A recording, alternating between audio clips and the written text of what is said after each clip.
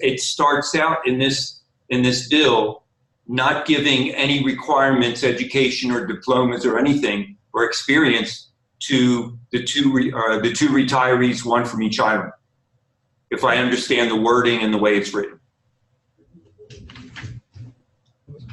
It's written pretty much almost the same, because I was trying to find the difference. Yeah, it's written pretty much the same. Yeah, it still has the same. I think the only thing they added, the original, though, that one was changed a long time ago with Dr. Cohen, because retirees are now required to have the educational component. The original retirees didn't, but I don't remember what year it was, but before I came on, that's how Dr. Calendar. I think it's 2009. So 2005 or 2009. Yeah, so basically that the education requirement is already in the amended law. Yes. So this bill isn't adding that, that's already been there. Right, but The only thing that number 11 by what deleting. they did take out the requirement that at least one member shall be an active member of the GRS. Yeah, that's what they're requiring. Okay, thank you. So that's Not a retiree. I have a question. Does the number of members remain the same? Yes. So basically what this bill is trying to get what MAP wanted.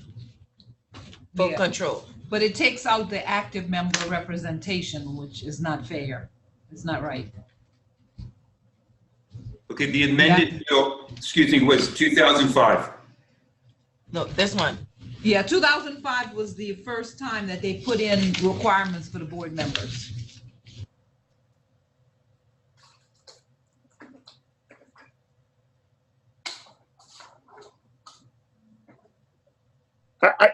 I don't see it, but I bet there's some trick involved in this bill. Well, even though, Kathy, you're suggesting that they took out the active member requirement, and I agree with you, but the way this is worded, the way it says the remaining 3 members, one could read that to say they could all be private sector individuals. That's the way I read it. Which goes to the That's map. exactly Yeah, that's what I'm it is. saying. They Exactly took what it out is. the retirement. Yeah, They took out so the. you could end up with no real active employee representation. That's what I was saying. on Yeah, the that took board. out that That's what it requirement. is. And I think that's the reason why they included raising capital and capital Right. markets and So more. that Because some of their people Because could- that was his request that he brings in, that they bring in nothing but the industry personnel as board members for the system. So regardless, so the fact that you no longer will have active member representation, it'll all be financial representation appointed by, because that would only leave 2 elected officials, 2 elected. The retirees will be the only elected. Everybody else will basically be designated trustees. Well, that's how it is. No, you only have the retiree trustees that are elected. Then the governor gets to technically appoint 5, even though 2 of those are Recommendation. CLC recommendation. I think my question is that the board going to submit some type of writing in regards to this, because any board has a representation of its members that I've seen, and I think the Central Labor Council members should make sure that there's some type of active representation of membership on the board. Yeah, but and the thing is, apart from this, none of us have, I don't think anybody has received it. No, I'm just saying, maybe this is what if we want to get involved and be a part of it, they haven't asked us to comment on the bill. And when is this supposed to be I don't sent to the know, floor? it was sent to me by, I always have a connection in the legislature. It was sent to me by someone in the legislature. Be aware that this is, coming down. So I can check and find out if it's up for a committee meeting, but I mean, I think there should be at least one active member, because even though you have the 2 union Central Labor Council representatives, they represent the unions, and you don't have anybody else from the non-union active members representing them, and there should be somebody on the board to do that. And I think too also that the legislature failed to realize that a board has an investment advisor. Also, a board has internal staff that have knowledge of investments. So it's not that you need someone from Wall Street to be on the board. And the board goes to conferences and training to have courses in investment. So I can't see three people having, what can they do to and the investment advisor is always the person we seek to get advice from, an independent voice. I mean, yes, it's good to have someone, you know, who has a knowledge, but it don't have to be three individuals. And the degrees have now all been limited to finances. So law, everything else has been removed. Oh, yeah, that's true, it has been removed. Yeah, so No, law's No, here, law is law's still still there. there, Everything is law is still there. Everything is still. Investment economics, finance, Oh. law. I don't see doctors. yeah, no medical, no, so- it's. They removed the medical. But they didn't, okay.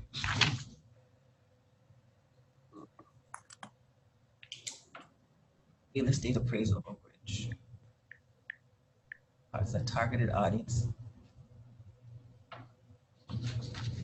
Yeah, so finally, see when that's gonna be called upon.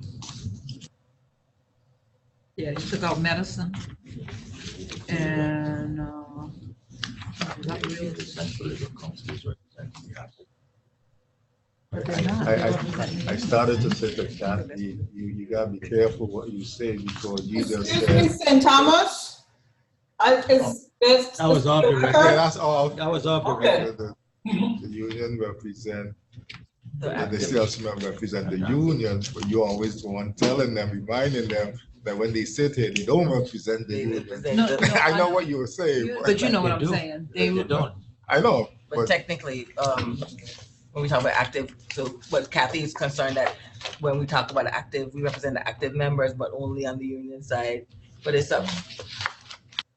Well, when you engage Exempt in to employees make are it- also When members you of engage to GERS, make a but decision, I think you have to take the union out. yeah, well, yeah, that's what y'all told me when I first and entered. you do, but it's only human nature that in the Yeah. back of your mind. How is you- it going to affect? Yes, you're thinking about how it's gonna affect And that's- your and that's people ba- you represent. And that's why the conversation, that's why in all the retirement systems nationwide, you have that voice on the board because you have to make sure that the workers, and even though we're union based, we're still active based.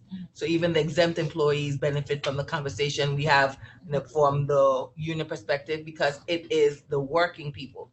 Not just that we don't say, well, exempt employees don't count. Because when the conversation that comes from the CLC rep or the labor trustee basically talks to the issues of all working people, whether they're unionized or exempt. But it's just taking out that position Yeah. seems then that you don't care. Because So- you're saying, it doesn't matter if you take that person out. Yeah, so that's basically what they're trying to do from my reading of this, is to remove that part. So what they're looking at now is as Governor Mapp was trying to do, is stack it for what his purpose was.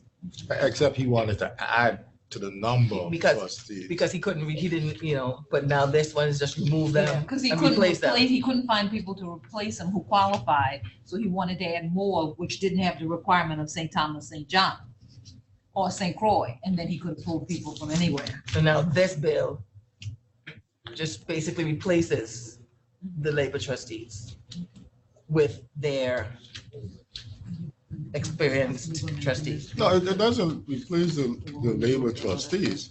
Yeah, it takes it out. I didn't know. No, well, Yeah, it's not accounted for. It's not there. That's the whole conversation. I know if you wanted to. It's not there. So you have to read it. There's no segment in there for it at all. All right, continuing. So that's it for correspondences, Mr. Neff. Yes, ma'am. Chairperson's report, as acting chair, I do not have an official report. I've been trying to let Dr. Callender continue his role as a chair, so he basically still in charge from across the pond, but we just basically had a few meetings that we are trying to organize ourselves, and some of those conversations will come up in the executive session.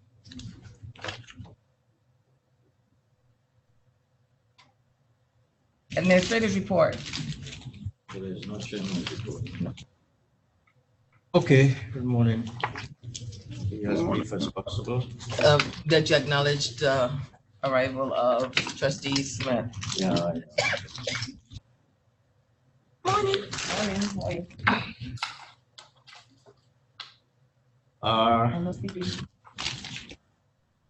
June 28th, met with Vitech executive team. This is a monthly meeting that we have started back again since the storm, to meet with them on a monthly basis. On June 9th, we met with Juridian regards to the replacement of the air conditioner system in the building. On July 24th, I appeared on Redfield Show in St. Croix. July 26th, I met again with Vitech's executive teams in regards to some of the problems we've been having. On July 29th, I attended an investment committee meeting and a meeting with Havenside Merchants Association. On August 9th, I met with Southland Gaming. It's one of the tenants at Port of Sale. They requested a meeting with me. On August 16th, I attended an oversight committee meeting in regards to Havenside Mall FY 2020 budget. And August 20th, I met with Mr. Sabers. He asked for meetings with some recommendations for the Havenside Mall. Act number 7261 and 7128, there are no updates on those projects. Return to work. Since February 2019, we have in inventory, we had an inventory 64 return to work cases. Those are retirees that have returned to work. We have completed 31 of those cases as of July 31, and total cases in progress 33. Now, as you know, the law has changed effective August 30th, 2019, in accordance with Act 8029. Only Tier 1 and Tier 2 retired nurses, teachers, or police officers are allowed to work and continue to collect their annuity for a period not to exceed 2 years. All other retirees must either resign their employment or notify the GRS to cancel their annuity. We have presently, as of August 31, prospective now, we have approximately 199 retiree cases, applications pending. The majority of those applications are in January 2019, and they are in the process of being completed for various reasons. Mainly maybe employee contributions, employer contributions payments. Refunds this year, we have completed 551 cases, totaling $6.1 million. Those regular cases, which are non-vested members, were 375 out of the 551, total of $5.7 million. And there are 48 cases total pending as of July 31, 2019. Death benefit cases, this year we have completed 33. We paid out to the beneficiaries $1.7 million. There are about 102 cases in inventory to be completed. Life certificates, we have members that are about, out of the 102 members that we sent out the certificates to, 88 came back, which are good, and 12 member benefits were suspended due to a just change to GRS. One benefit was terminated due to a death certificate received, and one was rejected because of the non-compliance with power of attorney. Mr. Nib, I have a question on that. of the suspended, the 12 suspended individuals, is there going to be follow-up on those? Yes, there are follow-ups all the time. I know one person called me, his son called me, the person was living in Puerto Rico, because most of the life certificates are in Puerto Rico. However, he's in Florida now, sick, and I guess the checks were going to his, know what happened, he didn't respond. I guess the mail was going to his Puerto Rico address. He came back. However, the son called me because they see that the monies were not being deposited to his account. So now we know where he is, and he has asked for an address change. So they are coming in, and we follow up with them all the time. But they would have to call us, because if the address is, if the mail is coming back, if we don't have, sometimes we don't have a number on file, sometimes an email address. We're trying to populate all of that right now, because some members don't give you their number, or they change numbers. You call them and the number has changed since after the hurricane, especially in Puerto Rico. Well, see, but there are 11 others, and they could have been dead for the last year. So they won't. No, well, we would know if they die if we don't get a certificate back, then we're gonna investigate. We can look. We have the service. We have the Social Security. We have the life and group health insurance, because I think all members have the insurance, right? With the life insurance, yeah. Life insurance. So usually the beneficiary will come to the group health insurance to collect the insurance, or we can follow up with Social Security. And we also have a service, PBI, nationwide, that does a report for us. We can go up daily and determine who has passed away. Okay, all right. Thanks. We have the local, also vital statistics that we, Department of Health, that we have a relationship with. Okay. Thank you, sir.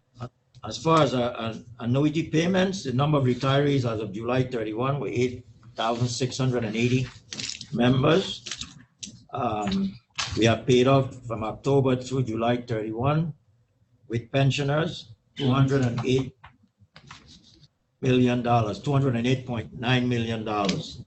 The number of retirees added from October through July is 423. The number of retirees added to the payroll for the July 31, 2019 pay date was 16. The number of retirees expected to be placed on the payroll for the August 15, 2019 pay date is 15. The number of retirees deleted from the payroll from October 1, 2018 through July 31, 2019 is 259.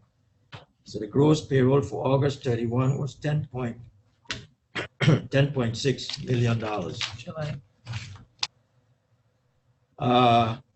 The members' portfolio, as you can see, it's decreasing because of there's no loans being issued. As of July 31, the number of loans still in the inventory is 5,100. Of the 5,100, 5,003 are personal loans between retiree and active members. As far as our buildings, there's a pending elevator replacement.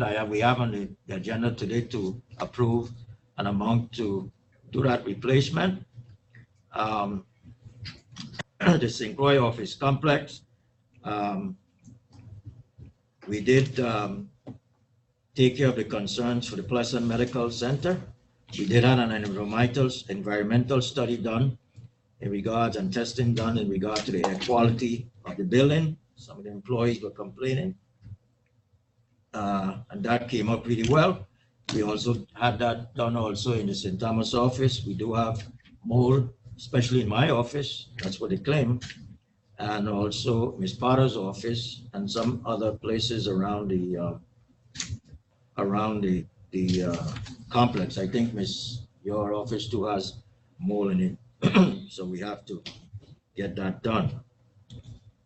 And a contract was awarded to Benton to fix the repairs on the fence in the St. Croix office. Since the hurricane, I think there was an accident Also, a car had knocked one of the fence, the part of the fence down. There are no issues to report on the Casino Control Commission. The St. Thomas Complex, like I said, things are moving along. They're doing as much maintenance as we can. There are some issues that we have to deal with the tenants, especially the Department of Justice, with the electrical issues. And also there was some, with the rain that we've been having problems with the roofs. So we have to go back up to the roof to do some repairs to the roof in that area. Our rental collections for July was $168.9 thousand, and for total year, fiscal year to date, we have collected $1 million, over $1 million in rental and reimbursement in electrical charges of $416,000 for a total of $1.4 million. We also have arrearages of $201,000 as of July 31. The majority of that arrearage is in the Department of Justice and also in Division of Personnel.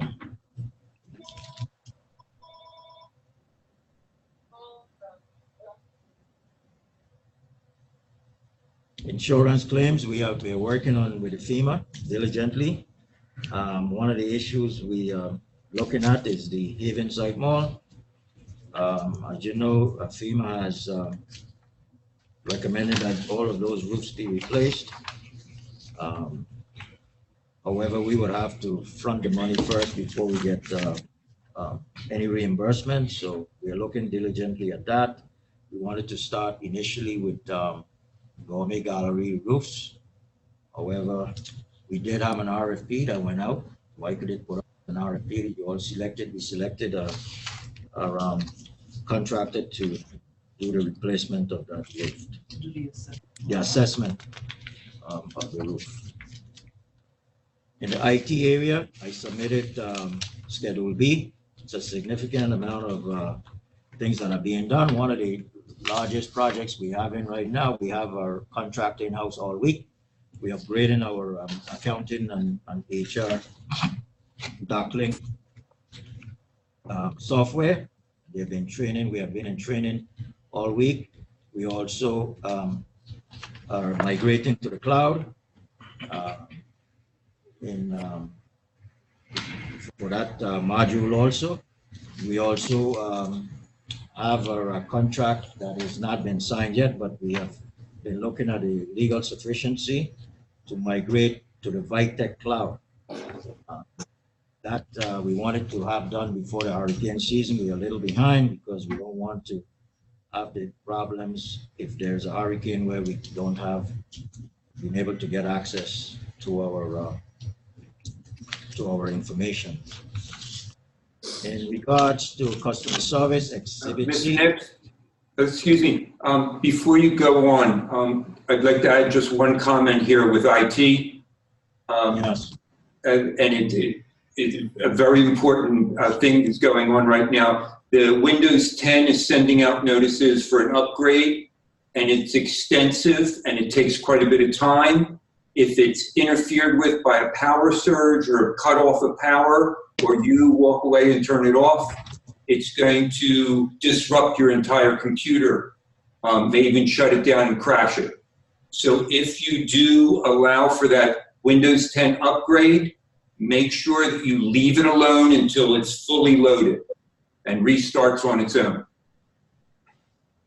I am not at that much, but okay, I'll take that under advisement. I'll check with Mr. Thomas to look at what comments you have made, but I can't respond to you on that. Okay. In regards to our customer service, as you know, we have developed a new unit in customer service, and there's been a lot of activities since that unit has been established, and I think that we made the correct choice to do that, because since January to July, there has been over 3,000 interaction with that unit. And for the month of July only, there's been 572 interactions, and we gave you the schedule. That shows you a lot of the interaction has to do with the direct deposit changes, annual statement requests, has to do also the loans and how to reset the password. So as you can see, moving that from member services, it would have tied up a lot of those benefits analysts work, and we have a lot of projects to do. So I think that we're getting the bang for a buck by moving, and it didn't really cost us anything. What happened is all we did was move individuals. We did a reorganization, and those individuals after the storm, so a lot of people were leaving us, especially those individuals that were not vested, and we reorganized, and it didn't cost us anything. And I think we're getting a good return on our investment. So, and it's going to get worse because because of all the unknowns that we are having, there are going to be more interaction with the members on a daily basis. We started our energy audit. We had the energy office came in, as you know, about 4 or 5 years ago. We did, was 5 or 6 years ago, we did have an energy presentation by, I think, Carl Knight, who's the chief of staff now of Governor Bryan. He was in charge of that office then, but we brought the energy office back in, and they have made a lot of recommendations to us.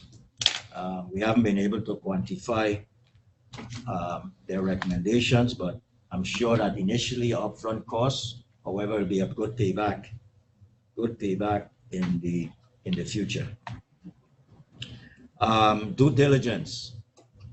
The universal financial consultant due diligence that we was talking about, they have set a date of September 19th in Tampa. This is investment committee thing. So if those dates are available, that date is available, I guess you'll travel either on the Wednesday, and the 19th is the Thursday. So we can do it on the 19th. If I'll send out an invitation to everyone who's in every one of the board members are part of the investment committee. So please let us know if you're going to be attending. That's so I can send back to them and confirm the September 19th date in Tampa. Okay? I will need that probably as soon as possible so I can say yes or no. And that is a follow-up to the presentation that was made in St. Thomas. That ends my presentation. Any questions? Any other additional questions for the administrator? We start with you, Dr. Cohen. Excuse Any me? questions on administrator's report? No, I don't have. Dr. Callender? One question. Mr. Depp, I noticed that in customer service department, Hey, in the customer service department, you have one rep on St. Croix. Yes. Do you have plans to increase that number? That's why we asked for cross-training in St. Croix, Mr. Chair. I'm sorry, Mr. Nibbs, that's what we asked for. That's why we were requesting cross-training in St. Croix. Yes, we have looked at that, we have discussed it. As a matter of fact, the person who is there right now that submitted a resignation, and we asked her to stay on to reconsider. I'm not sure, we can route calls to St. Thomas. That's what the system is geared to, routing calls to St. Thomas. But if the board, I can submit the budget. If the board feels that we need another body, but my recommendation would be to cross-train. I agree. That's why I recommended cross-training. No, I had noticed in the numbers that one person on St. Croix You're correct. has seen twice as many cases as any one person on St. Thomas. I understand that. Okay. It could always be two also. It depends on what category she's. But we have identified that, we know that, we have observed it the last few months. But my recommendation would be for cross-training. Okay. Thanks. No other questions? President, Attorney Maynard? No, no questions. President, how many employees you have in St. Croix right now? St. Croix, you have about 20, 65, 20, I think it's approximately 20. And in regards to the question with And that includes maintenance. maintenance and stuff, and you don't foresee in the future any more, resignation or retirement? Well, you have individuals there that are not vested. Excuse me? You have members or employees that are not vested. This person that had submitted, and she's a hard worker, very good employee, was Employee of the Year. And she had submitted a resignation. I asked her, would she reconsider? And Ms. Glendina has been working with her, and I think she did reconsider. And is that position was exempt? No. Is that exempt, Ms.? No, it's not. It's not. No, it's not. Probably sometimes it's the salary, sometimes that deter. No, I think it was something else. We have been Okay. able to iron that out. Okay, well, that's a personal matter. Okay. Very good personality, very good employee, hardworking, will do anything you ask her to do. But she just had some issues. I think we have been able to iron that out. I'm glad you got it all sorted out. Yeah. But again, my recommendation would be to cross-train. I agree. I I don't know why I with that. thought that was already being done. That's what I thought, And yeah. I recommend it. No, but that's what we had mentioned in the budget thing. Yeah, well, we cross-train, but you can't, you see, you gotta be careful too. The union. Yes. That's why I recommend cross-train with the board position, I agree. because that's exempt. Miss Nico helps out a lot, she's an all-arounder. But if some people are out, that's where you get the problem, a lot of the problems. So that's why I recommend cross-training with the board's position in St. Croix. Thank you. Okay. I only have two questions. I think one was answered a while back, but I can't remember. We had started improving our turnaround time for annuities. What's the average time from separation to annuity right now? I think now I've seen people got their stuff within, I see 45 days now. It depends. It depends if I they mean, don't but have. that's a some loan. average. They're because still that's- waiting for NOPAs from the government. I heard they're waiting for 100 NOPAs from the Yeah, government. but so- I see people turning around very fast now, within that 60 to 90 days window. We're still good at it. And what about for the death benefit? What's the average We're time working, for? that has some issues. We're pushing to do better. So what's the average time period right now? Sometimes it can be 6 months to a year. Yeah, it depends on the issue. If it's Depends on something, the issue, because sometimes it's hard to find beneficiaries and all kind of stuff. It's a lot of little. or in some issues. cases, they don't leave a beneficiary, there's a conflict in the law that we've been trying to get changed for the past 10 years. And so of course, it causes us to file an interpleader in court. So that usually takes 6 to 8 months, depending on how willing the people are to settle. Barring those There's a beneficiary issues. It's on our radar.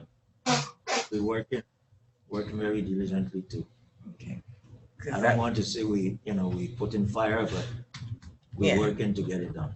Because that question was brought to me by Yeah. a recent, Yeah. and I was like, well, is everybody, because I know we had some cases, is everybody straight with who is supposed to be? They're like, so the first they say, he ain't an outside chair, we good. It's one family. That's the first thing that came from them. Well, And I'm you like, can I didn't see- say that, but the other issues. Yeah, there are a lot of anything other that was issues. owed. Next time I'll probably get some type of breakout of some of the issues that we have. Okay. But I've seen some of them years, and we push him to get those Yeah. things. Yeah. And then this one is almost 2 years. That's why the person asked me. Correct. So I And said, if the children, if they leave it to children that are minors, then they have to get a guardianship, because, you know, just because you're the parent doesn't mean you're the actual guardian of the child.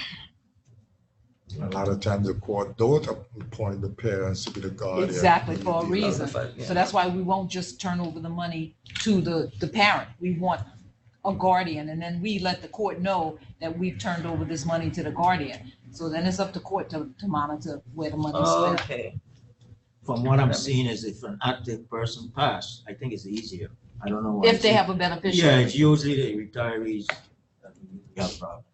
And then sometimes if they have money, if they have contributions left over. If they have the contribution or so, but Correct. it's mainly a problem if they don't leave a beneficiary, or if they leave it to their children and they have a spouse, then the law conflicts. So those are some issues. Thank you.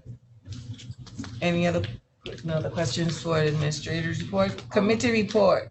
Could I ask one Second. question to Mr. Nibbs?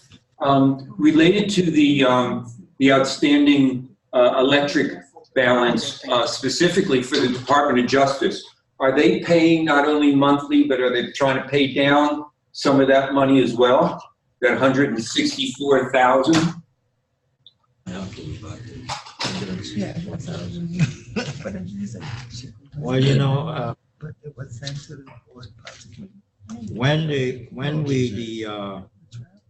new AG came in, they did wipe it out somehow since January.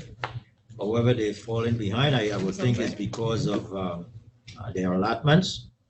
However, we did have a meeting with the AG about a month ago, 2 ago, and she has promised to get caught up with. And as you can see, their arrearages is the electrical portion, not the rental.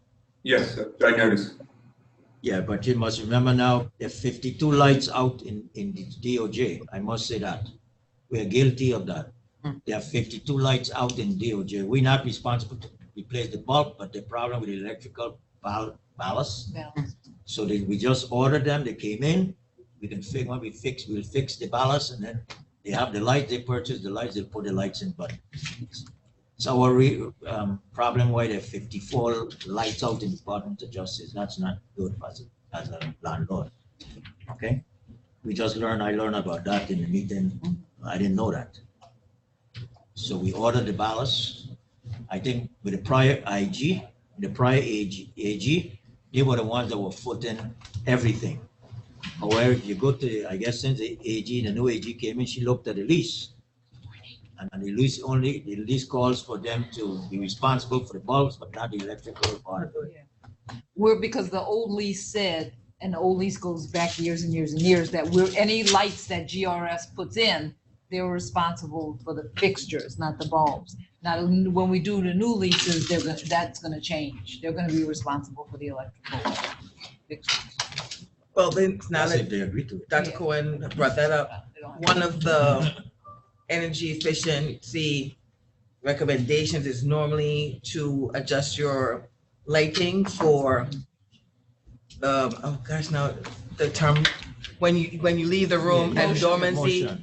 and it's dormant, it automatically, are you guys looking into doing Yes, that we rather are. than just We've been discussing replacing? that. We've been discussing the water, where you have the automatic, so when you put your hand under the water, it comes on, and then when you remove it, it goes off, so you don't have to worry about people turning it on and then, washing their hands and then waiting to turn it off till they go get a piece of Yeah, but I've cloth. heard an argument against that too. Those have issues. Sometimes you do that and you don't need all that water and you just waste it. But I mean, we are looking at, like I said, the recommendations that were made by the energy office. It's attached, and even like 24 hours lights on in here. Yeah. And I've been saying it all the time. Why do we need 24 hours in the corridor? Just have motion. And anyone comes in on the weekend, Like they come up the stairs, the motion lights are gonna come on. Sometimes I'm going home at nights, I turn the lights off in the lobby because they're on and they stay on 24 hours. Why should they stay on 24 hours? after a period of time, they go out if there's no motion in it, and we might be able to do some savings. We're looking at solar panels, maybe doing in the back there in the parking area, maybe putting just like the courts, We talked about that. and then 3 putting years some ago. solar also. So I guess all of this has to be think in conjunction with where we are going to be going in the next few years. Are we going to stay with the buildings? Are we going to sell them? So all of this we have to think about. Maybe it might be better marketable to have the solar, and might be able to, this, I'm saying this is what we have, because there's no way, and I'm going to say this, there's no pension systems that I know or I have researched that owns any buildings. They rent. Okay?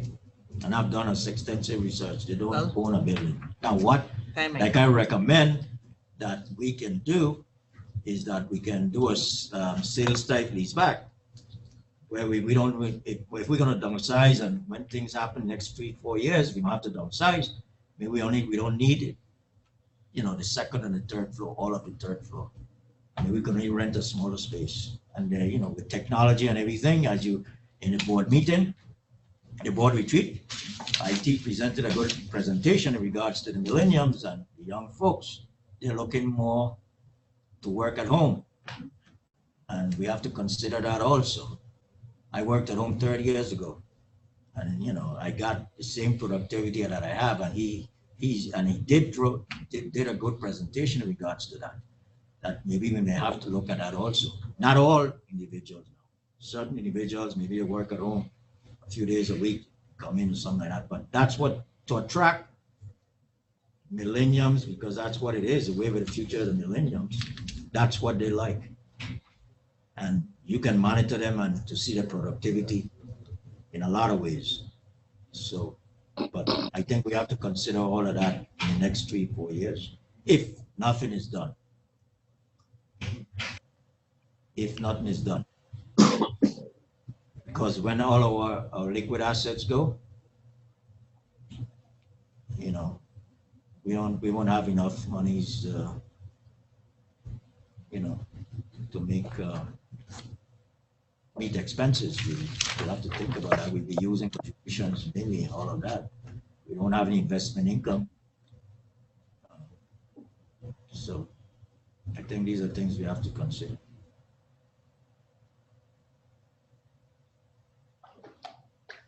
Pleasant has been behind us in Sequoia. We have done a study of areas where would be accessible to members with parking. We have done that already to see where we can move to. Maybe consider selling the properties. We get a good deal. Hopefully we get some cash incest. Yes. Fusion. That's what we're looking at. But with the Moody's rating that came out, I don't think they're going to get any financing too soon. Even hope alive. White paper has been completed. We just got the final draft. There were some changes by Port Council. We incorporated those. We even incorporated Moody's situation, and we will see submitted to the chief executive. Yeah, I was going to ask when do you expect to submit that? Be submitted today or tomorrow. Board will get a copy. The board has already approved it. Just made some cosmetic changes. It's a beautiful paper. Looks very good. Made a lot of suggestions, but it looks very good. It's very convincing, and a lot of statistics. It's 102. Something like that. Something like that. But don't forget. Excuse me? Don't forget, he's looking for an expert now. Well, Yeah, but it's right to the point, so I hope he looks at it thoroughly. I think maybe he lists Rocky's credentials at the bottom so he can understand. I don't know what they're looking for, because or I think it was the former governor requested to use the consultant that did work with CalPERS, and like newsflash, that's what we have. Oh, I sent him a copy. So I know, and I don't know why our administrators or our local administration always believes that somebody else's recommendation be better than something local. Why can't they believe that we know who to go to? They assume that who we choose is not going to be sufficient because it's not what they heard from someone else. But we're as transparent as possible. I'm Everything is just saying. public. All our reports, everything is public. But Well, the Mercer report said it all. they had to hear it from an outside source to understand that we actually know what we're talking about. So, So that will be submitted this week, probably today or tomorrow. thank you. No further questions for the administrative report? We went above and beyond the report. Committee reports. We can begin with the investment committee. There's nothing to report except that there was a meeting of that committee on the 29th, I believe, of last month, July. And the meeting was with the Haven Site Merchants Association.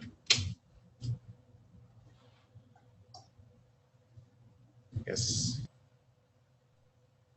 Trustees attended. Mostly everyone attended. I think there were five trustees who attended. And I guess there's nothing that I can report coming out of that meeting. I can speak about it, but I don't think there's anything of real substance to report about it, except that it took place. There was exchange of views, as the diplomats would say, but there was nothing concrete, no decision and any concrete action to be taken by either side, whether by the side of the association or the board, GRS board or committee. That's all I can say about it right now. Thank you. Development committee. I have nothing to report. Since is similar to the investment committee, so I don't have anything to report at this time, Madam Chair. Medical review. No report, ma'am. Budget. Honestly, Yeah, next. All right. on the budget committee.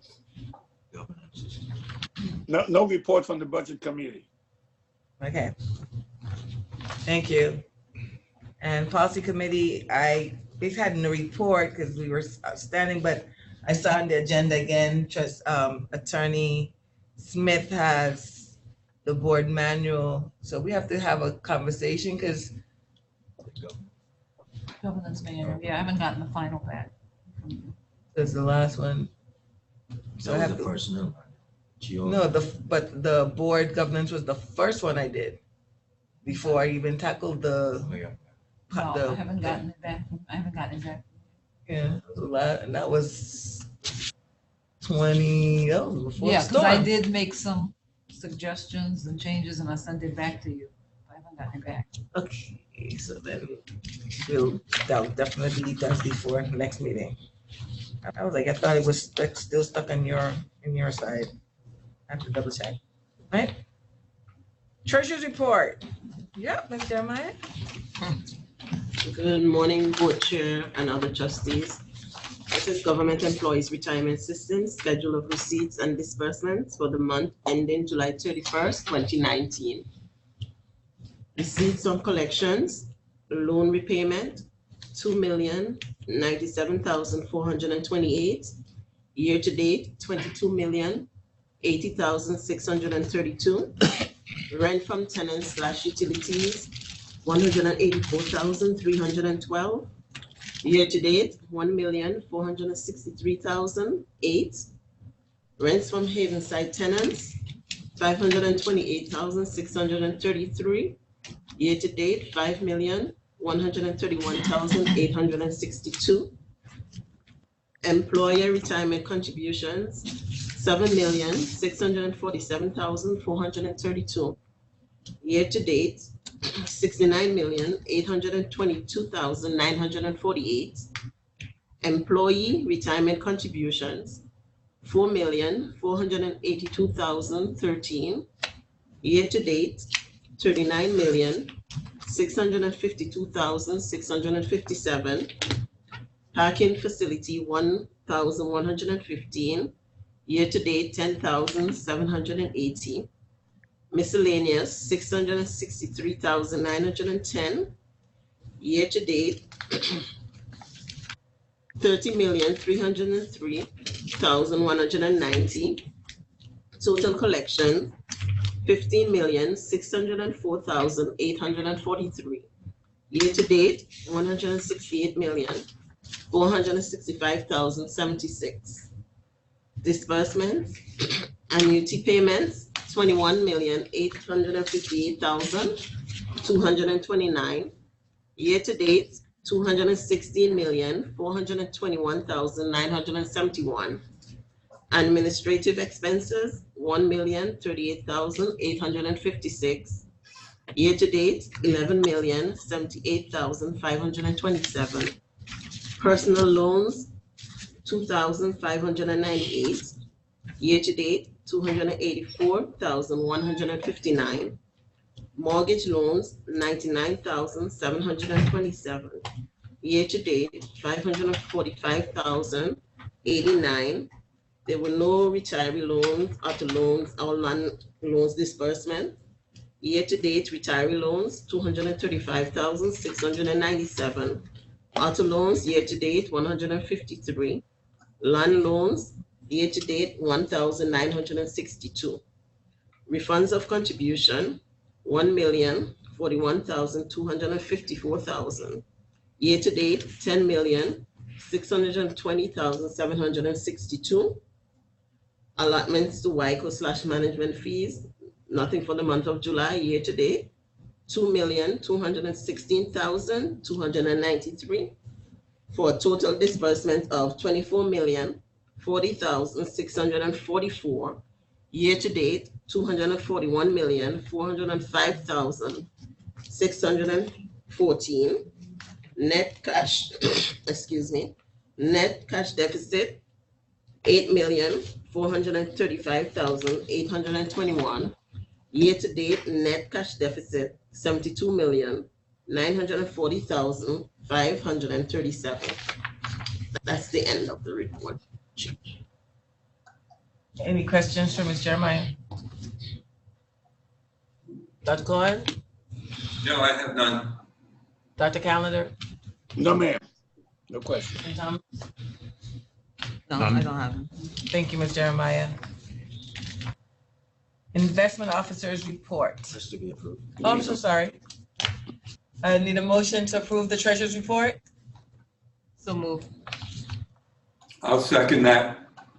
It's been moved by Trustee Smith, seconded by Dr. Cohen. Trustee Colvin, Yes. trustee Cohen, Yes. trustee Liger, excused. Trustee Maynard, Yes. trustee McDonald, absent. Trustee Smith, Yes. Chairman Calendar, Yes. Madam Chair, 5 yes, excused, 1 absent. Thank you. Mr. Henderson, you're up. Good morning, trustees.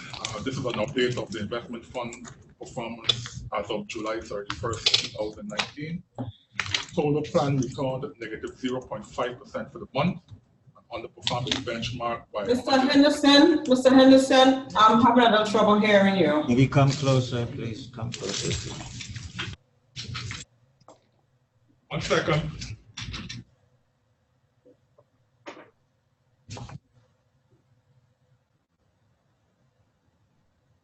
Get a promotion. Upgrade. Upgrade. G to the front row. Can you hear me good now? Yes, thank you. You're welcome. Total plan performance returned negative 0.5% for the month of July and underperformed its benchmark by 120 basis points. Total equities, 1.6% return, outperformed its benchmark by 10 basis points. Total fixed incomes, 0.1% return, underperformed its benchmark by 10 basis points. And total alternatives, negative 5.1% return, underperformed its benchmark by 680 basis points. There was no compliance update. Notable manager performance, Brandywine had a negative 1.3% return for the month and underperformed its benchmark by 85 basis points. To update on the cash flow activity for the month, we ended the month at approximately 623 million. This excludes the member loan program and the office complexes. No funds were raised in the month of July. We do plan to raise 48 million in the month of August, and these funds will be raised from the liquidation of the Brandywine account.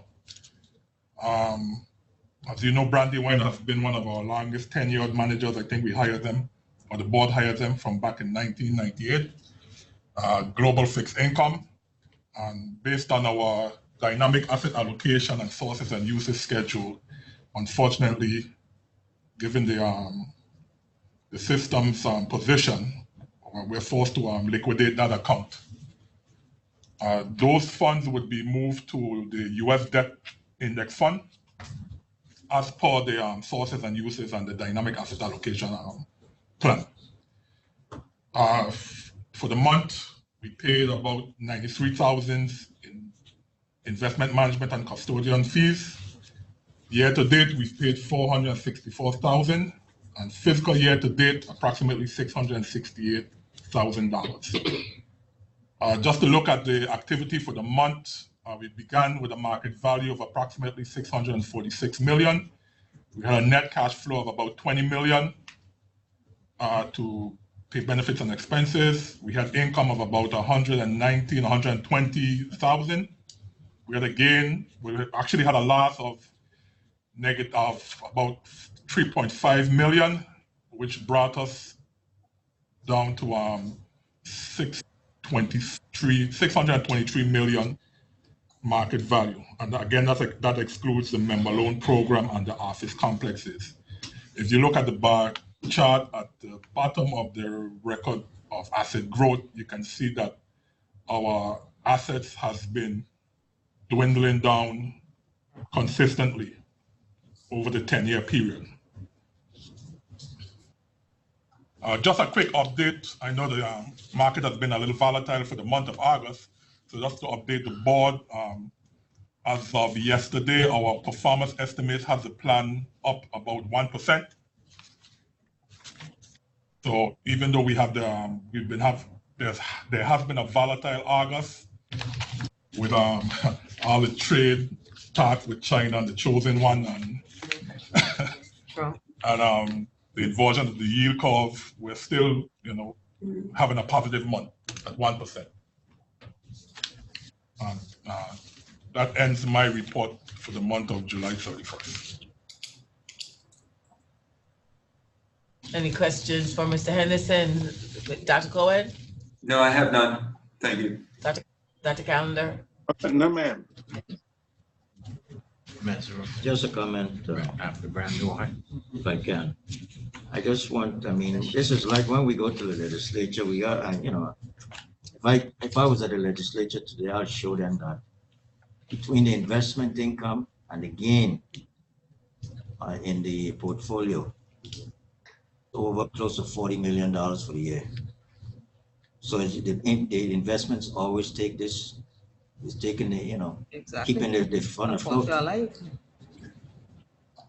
No? And we've always mentioned that because from the beginning, we compared our contributions with the disbursement, and I have continuously stated it from the beginning when they used to talk about the GRS bad investments of the past, and I have basically said those bad investments is what has paid that $10 million extra for between contribution and this the disbursement, because annuity payments are always double the contribution, so that money always comes from the income generated from our portfolio.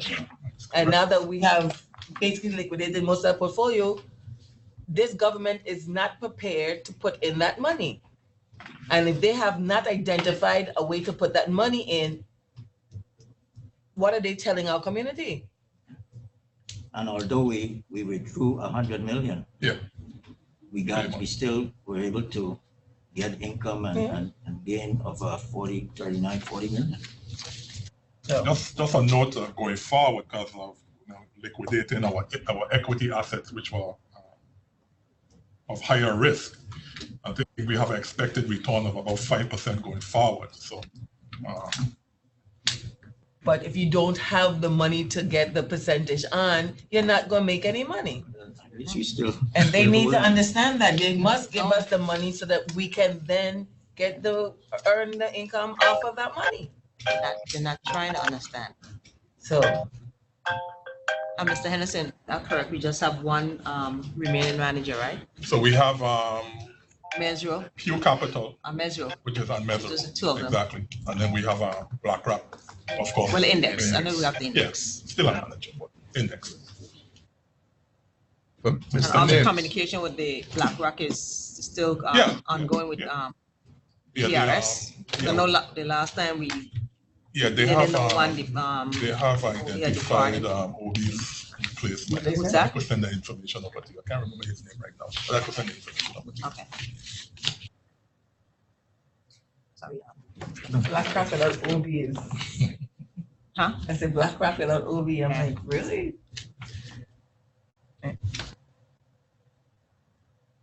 Any other questions for Ms. Anderson? No, I guess you're still on the same track in solvency in 2023, right, Mr. I Nibs? don't know. We're not having that conversation.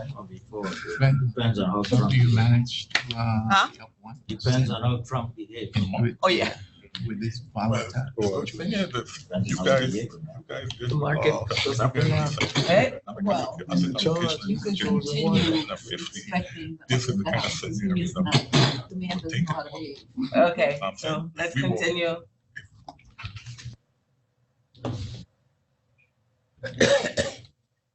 Moving into regular session. First order of business is ratify the poll vote granting authority to the administrator to execute the letter of intent with Port of Sale.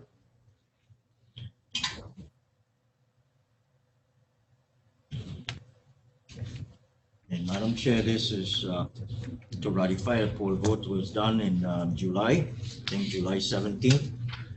All trustees responded except Trustee McDonald.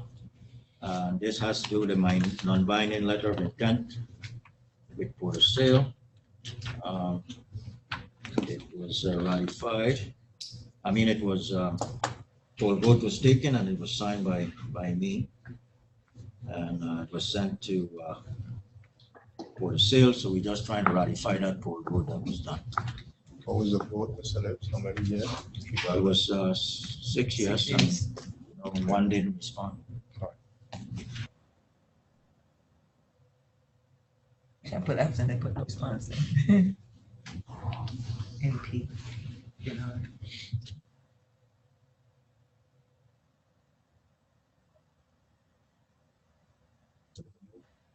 So make a motion. Yes, you made a motion for. Let me see agenda. To read it. Okay. Madam Chair, make a motion to ratify the poll vote in granting authority to the administrator to execute a letter. So what am I doing? That's not the right thing, right? Yeah. Oh, okay. To execute a letter of intent with Port of Sale. Can I get a second? second. Been moved by Trustee Smith, seconded by Attorney Maynard. Trustee Colwood, Yes. Trustee Cohen, Yes. Trustee Liger, excuse, Trustee Maynard, Yes. Trustee McDonald, absent. Trustee Smith, Yes. Chairman Calendar, Yes. Madam Chair, 5 yes, 1 excused, 1 absent. Thank you. Next order of business, approval of elevator replacement at the White House. Madam Chair, this is want to approve this replacement in the White House. As you know, we did refurbishment to the White House, and lo and behold, a couple of years after, the elevator has given us some problems. So we had an assessment done by the engineer, the Radiant Design Group, and found out that the elevator needs to be replaced. I have some legal issues about that, but I'm not going to say it here. However, so we were able to contact Otis, which, as you know, is probably the premier elevator company in Puerto Rico, Is there in the another? VI. They're not. No, and they do service for most of the elevators here. Okay. I thought they're the only one. In Wow. Puerto Rico. I think because it has a Puerto Rico address. Yeah, no, I'm just saying. Okay. So anyway, they service our elevators, but they have to come from Puerto Rico to do the repairs. And they recommended that, first initially they recommended their elevator, I guess the largest one, which could take 2,100 pounds, and however that's too large for the space, so they recommend a different type, maybe 1,400 pounds, and so that's what we're going to be looking at. However, so that we can expedite in the event everything goes well, I'm just asking for the board to do a motion now to replace it at an amount not to exceed 98,000. The larger one they did quote 98,000. So I'm assuming it might be a little lower. We don't know. Should be. So, well, it should be, but so I'm asking the board to grant us the authority to contract with them for a replacement of an elevator not to exceed $98,000 for the White House. How do you say you arrived at the 98,000? That was a quote that they sent us based on the larger elevator. How long ago? It was done in June. I don't think it'll be any problem. It was June, and I think it was June. It was in June 2019. Yes. I have a question though, Mr. But it's a smaller elevator. It's not a large one with 2,100 pounds. It's 1,400 pounds. A different brand that they call it Lula. And they feel that should work. So I'm making the assumption that it should be less than $98,000. Have they done the assessment? The engineer has done the assessment, the drawings that we have and everything.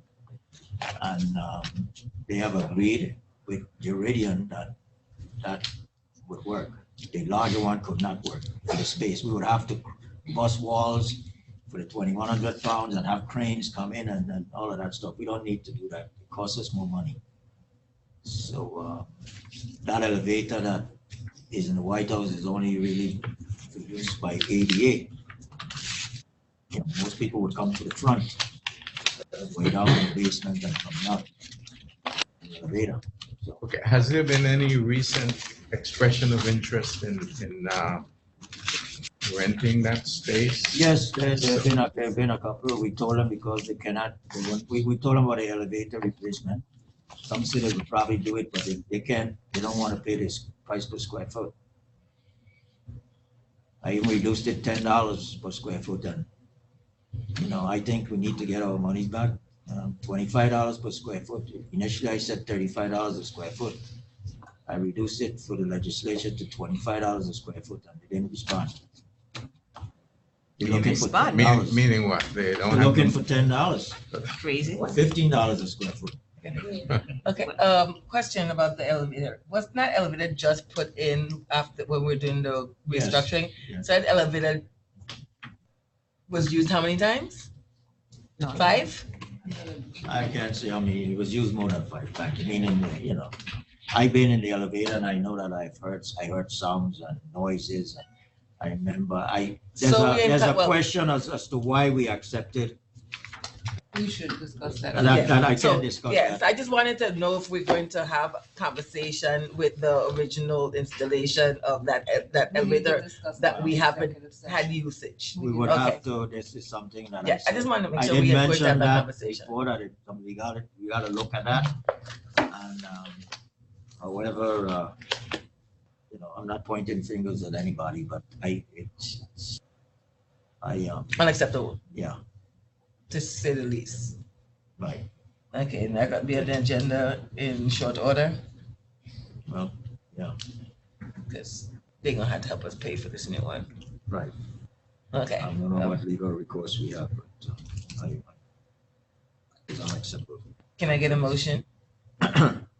It's also moved to allow not to exceed 98,000 for the replacement of the elevator at the White House.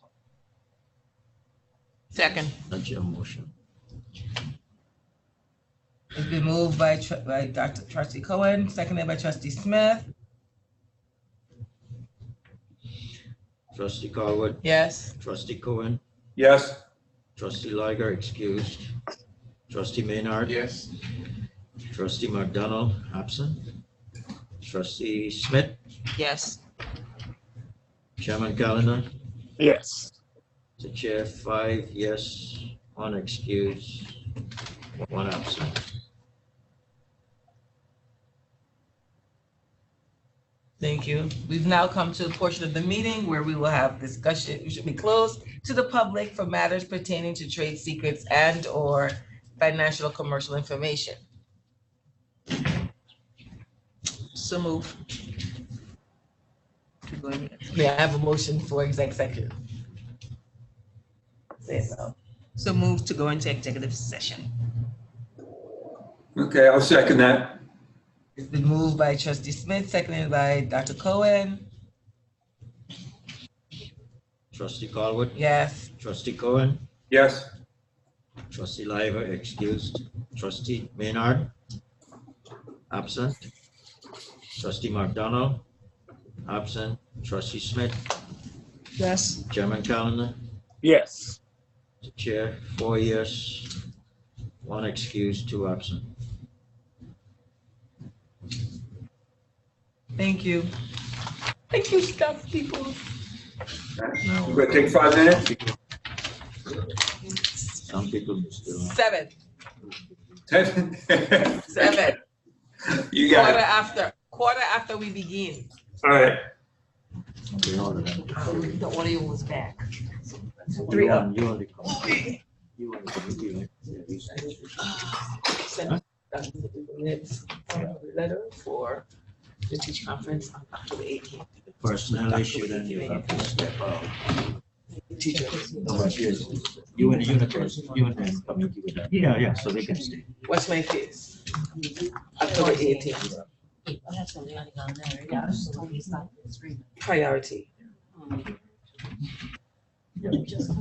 Priority. Let me see what you're talking about now.